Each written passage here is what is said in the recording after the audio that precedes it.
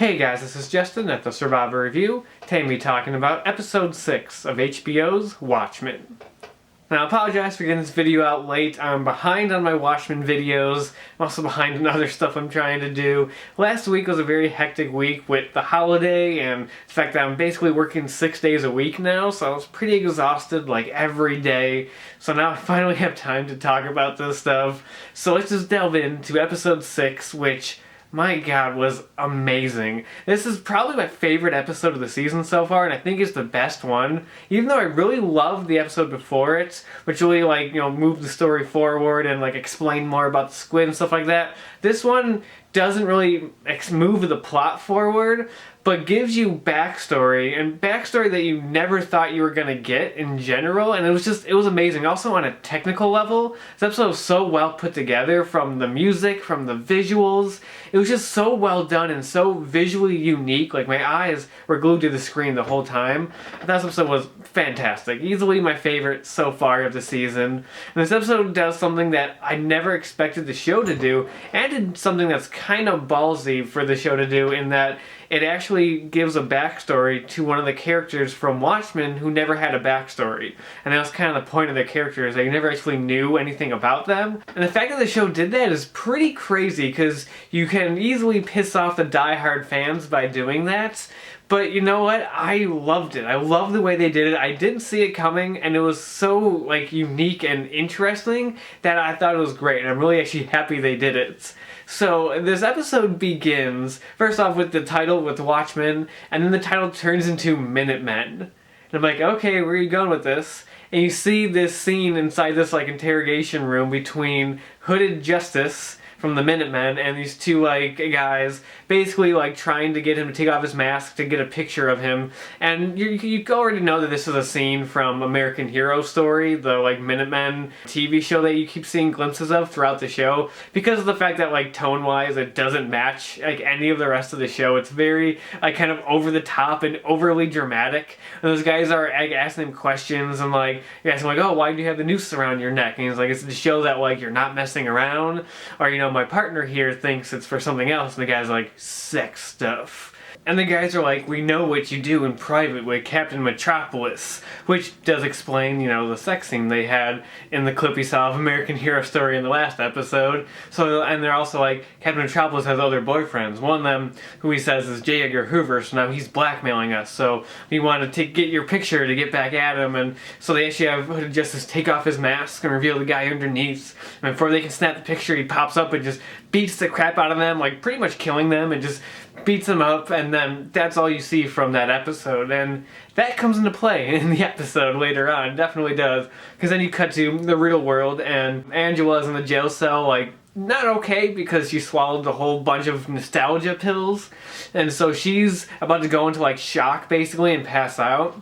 And as she's sitting there talking to Lori, she starts to see things stuff like this, she sees policemen playing drums coming here, she's starting to see the memories, which is really cool visually. And then all of a sudden, just boom, you're in Will Reeves' memories. And that's pretty much where you are for most of the episode. It's just this black and white. It's so cool. It's so, like I said, well done. The visuals and everything in this episode. Because the first thing you see is him at the ceremony where he is becoming a police officer, and you got this scene of the police commissioner kind of walking around putting his pins on everybody. And of course, walks up to him, he walks past him, because he's black. Which leads to this other officer putting the pin on him and just oh, I guess this is my honor to do this to you, and everything's happy. But then he whispers in his ear, beware the Cyclops. So the rest of the episode, you basically see Will, becoming a cop and dealing with racism in the town and everything, which, if people weren't happy with that in the last few episodes, I know some people complained that this, with the show dealing with racism and stuff like that, they're not gonna like this, because this double downs on it, but it's handled very well. And there's this one scene where he watches this guy take this Molotov cocktail and throw it into this Jewish deli and burns it down, and he ends up taking him and bringing him in and arresting him, and he brings him to the station, and the cops are like, oh, we'll take it from here.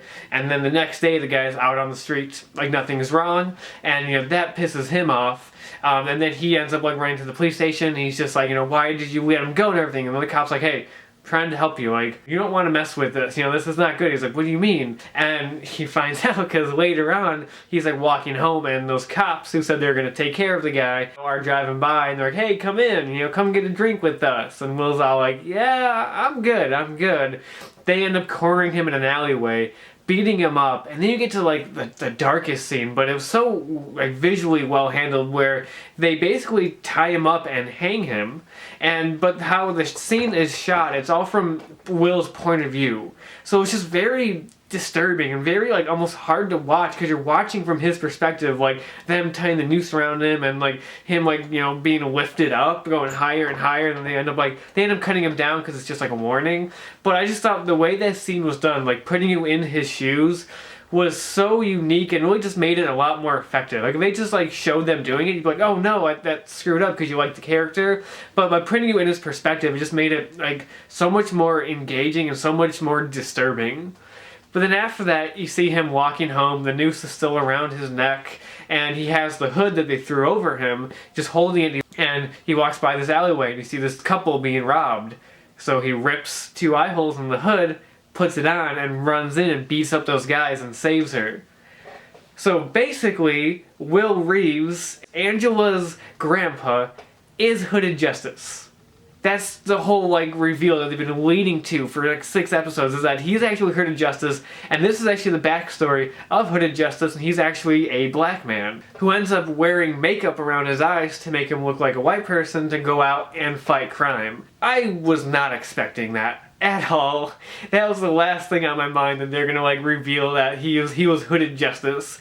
But it's so clever, and the way the show has actually been subtly building to it is so well handled that I like it. I think it's a really cool, really clever idea, because in the graphic novel, Hooded Justice was this mysterious character who never revealed his face, never showed anyone his secret identity, so no one ever knew who he was, and he just ended up disappearing out of nowhere. And I know like in Under the Hood in Hollis Mason's book, like he was rumors that like he was this Russian bodybuilder whose dead body like came ashore one time, which is what they showed when they were showing that first episode of American Hero Story, was that image of that bodybuilder washing ashore. That's why the American Hero Story stuff all revolved around Hooded Justice, because they were leading up to the big reveal of who he really is, and it's this black man who is completely different than what you expect. Like I just thought that was a great like surprise. I thought it was really cool and really well done. There's also this really great parallel between Hooded Justice and Superman, because there's a scene where he ends up talking to this newsstand owner, and he's reading Action Comics #1, and the guy explains the origin of Superman to Will, and you start to realize his origin is actually very similar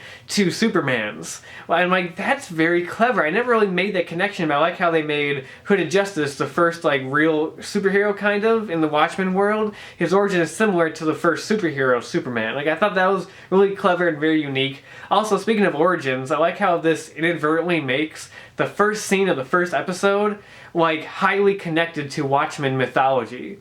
Like you first watch that scene, you're like, oh, this has nothing to do with Watchmen, it's just its own thing, with this kid and, you know, the massacre and everything. But the opening scene of the show is the origin of Hooded Justice. So I love how like it makes those earlier episodes more interesting. It's something I mentioned in the other video, how every time they add something new to the story, it makes previous episodes more interesting. And I love how the first episode, the first scene, is actually highly connected to the Watchmen story. I thought that was really clever. So Will does end up becoming Hooded Justice, ends up fighting crime. There's this great scene where he finds all the cops that like hung him, dressed up as KKK members, in the back of that shop owner, the guy who destroyed the Jewish deli, and he beats them up in this really awesome fight scene and everything. So he basically becomes like the first real hero and ends up catching the attention of Nelson Gardner, Captain Metropolis, who wants to recruit him for a team called the Minutemen, which is really interesting, and he ends up agreeing. And you do find out that like all the rumors are true, and that Hooded Justice and Nelson Gardner are gay and work together, which part of me kind of wishes they weren't, just because it would have made the American Hero Story show even more over the top and ridiculous. Because that's the thing about that show, is that it's so exaggerated and so over the top that I just thought it would have been funny if like you find out that the 2 guys weren't even gay. Like that was just a rumor that the show took and just made it even read more ridiculous, but it is what it is. I have no real problem with it. I just thought that would have been more funnier if it wasn't. But so they're kind of together, and you do see a scene of the Minutemen giving this press conference, and you have all the Minutemen there, but they're all in the background out of focus. Like, you see the comedians back there and everything. They are out of focus. I don't know if that was something that they're like intended, if they're gonna come back to the Minutemen later, if they're saving that for later, or is it just to like focus the attention on Hooded Justice and Captain Metropolis? Could you see that Hooded Justice is finding out this whole thing about the Cyclops, and he knows there's something going on with the KKK and the Cyclops, as the cop mentioned to him earlier, and he's truly investigating it. He's doing legit crime-solving work. But Nelson Gardner is not interested in that. He's all kind of for show. Like, literally, like, Hooded Justice goes out to the press to, like, tell them about this.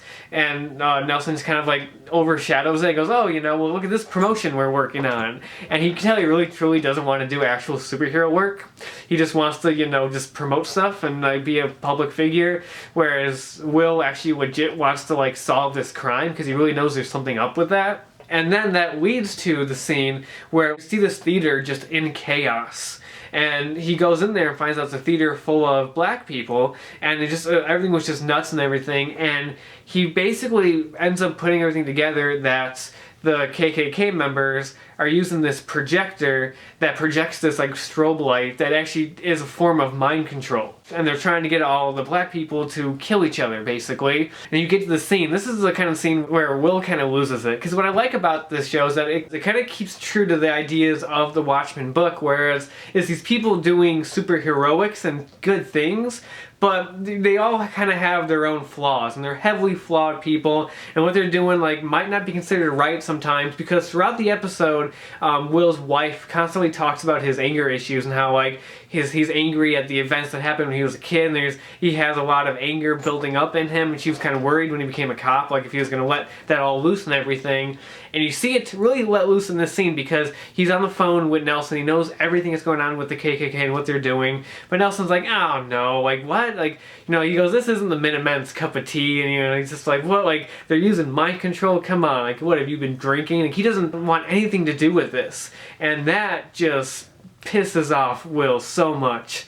And it doesn't help that right after he hangs up, the guy who destroyed the deli is standing right out there, and he's like, hey, like, I'm gonna get you some nice prime meat for you and everything. And that's where like Nelson just boom, shoots him in the head, goes into the guy's place where all the KKK members are, the police, the cops actually, murders everybody, goes up to one of the cops, the guy who actually hung him. He goes to shoot him in the head first, is out of bullets, so he starts strangling him with the cord. He strangles him to death, ends up burning the place down, but before doing that he takes the projector that has the strobe light in it and takes it home.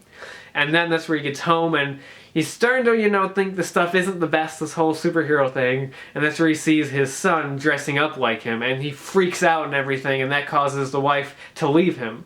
So now he's left alone and just this broken man. And that's when it cuts to modern day, and you see old Will, and you see how Judd died, in that Judd hung himself because Will has the mind control thing that he took from the KKK, from the projector, except now it's in this flashlight. So when he flashes the strobing lights to Judd, that's when he tells him to hang himself. So that's how all that happened. That's like, that was that kind of mystery where it's like, who actually killed Judd? Like, you know, Will couldn't have done it, he's in the wheelchair. Well, that's how Will did it. And you also have some moments where like he talks to Judd, and he's just like, you know, you have a KKK robe in your closet. And Judd is just like, yeah, that's my granddad's, that's my legacy, I have to live with it, and that's why I'm keeping it. So you kind of start to see that. You start to see that it really makes Judd out to not be like that bad of a guy, but it's kind of an interesting like explanation of the robe there and everything, and that's basically how it happens. And then right at the end, Angela wakes up from all of this, and you see Lady True sitting there just like, hey, welcome back, and that's where the episode ends. Aside from actually giving a backstory to Hooded Justice, which I thought was really clever and really unique, I thought it was really well handled. I love the way this episode was shot. Just visually, from the amazing black and white photography to how like it would occasionally cut to Angela in Will's clothes, because that's how they would do it. You'd see Will most of the episode, but sometimes you would see Angela like in his place, kind of like reacting to everything, which I thought was really cool. There's some cool shots where like you see him looking in a mirror and you see like Angela's reflection and then it's him on the other end. I thought that was really cool. And the way it would transition between things, you see him like on the streets, and then you would go to the police station, there'd just be this random door on the side of the street that you would open up, and all of a sudden you're in the police station. Like, I thought that was really well done. There's some really interesting shots where like it would constantly kind of give us visual cues back to the massacre from the first episode. Like, there's this moment where he's just walking down the street and you just see this car driving by with bodies like being dragged from the back, or you constantly see Will's mom playing the piano in the background of the shots, and she'd be like in color, while everything else is in black and white. Just the way this was handled from a technical standpoint was so amazing. And like I said, probably the best episode of the season so far. Just so well done, so unique, and just did something I wasn't expecting it to do, and did it very well. Like, I love this episode. It was fantastic. And yeah, that's episode 6 of Watchmen. Another great episode that just keeps the show going along and shows that's one of the most unique things on TV right now. And yeah, that's all I have to say about that. And until next time, I'll talk to you guys later.